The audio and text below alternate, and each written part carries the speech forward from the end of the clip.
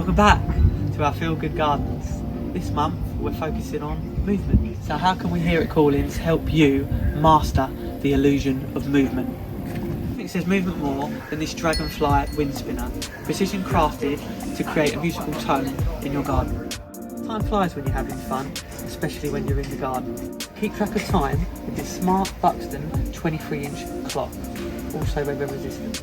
Last on my list, top product, is this compact flaming torch. Create an ambient feel in your front or back garden.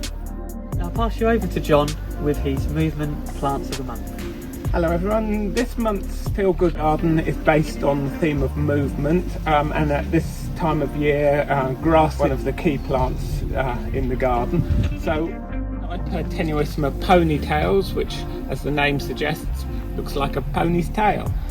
Very easy grass to grow.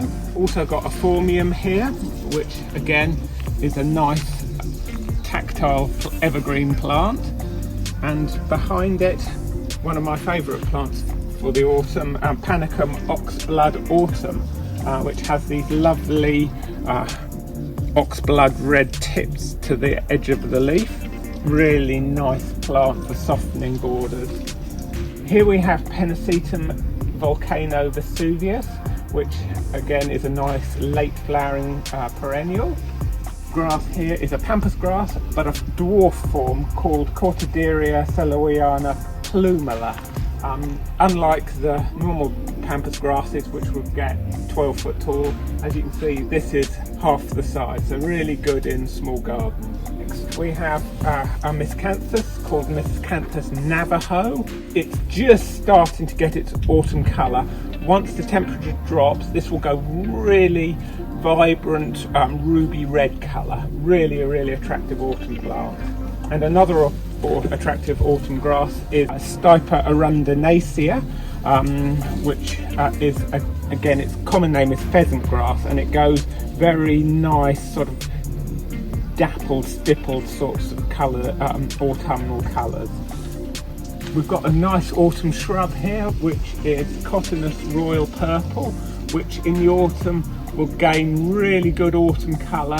So it's purple throughout the summer, and then it will get these attractive oranges and yellows in the foliage colour as the season changes. In the corner planter we have a very nice flowering autumn perennial. This is evergreen, it's Liriope muscari and the variety is Big Blue. Really good for sort of underplanting trees in shaded locations. Behind it we have a really nice Japanese anemone, Anemone japonica whirlwind.